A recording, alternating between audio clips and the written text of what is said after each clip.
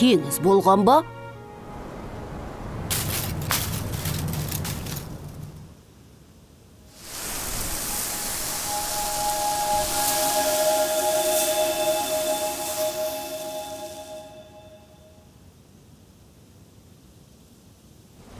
Иә, Шапағат, сен бір кезде жердегі ұлы теңіздің толқыны тулаған жерде тұрсың.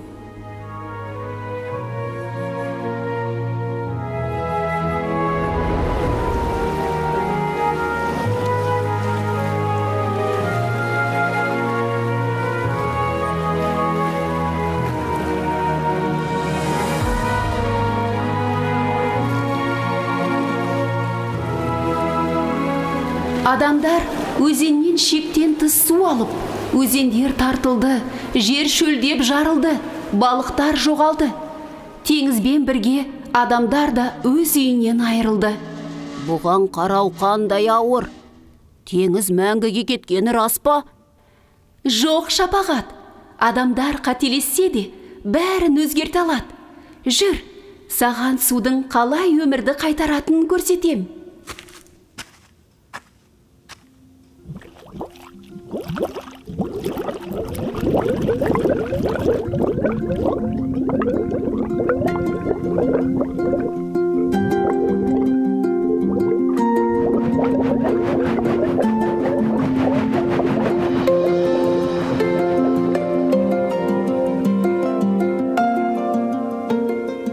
Енді біз жерді басқаша суарамыз. Әрбір тамшы пайдаға жарайды, ал өзендер тартылмайды.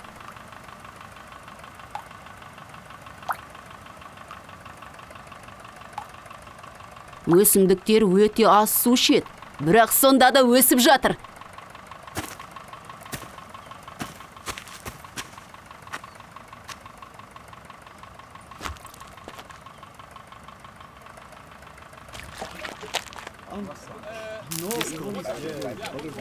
Біз құмды ұстап, ылғалды сақтау үшін ағаш отырғызамыз. Осылайша жер қайта көктейді.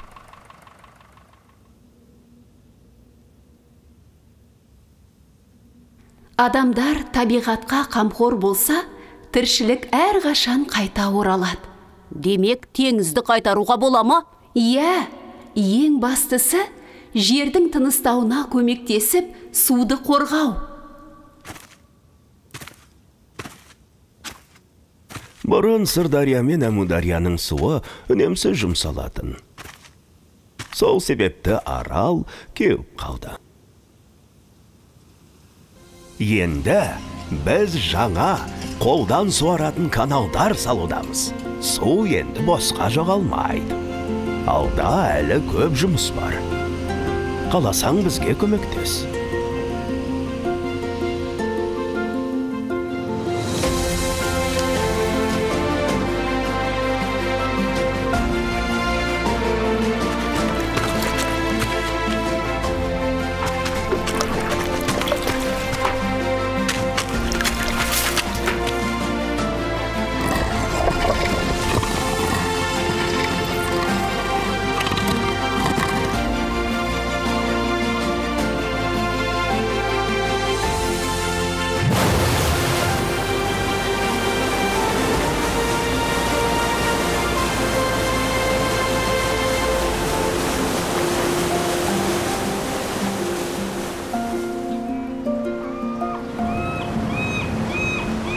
Мен бәріне айтып жүрем.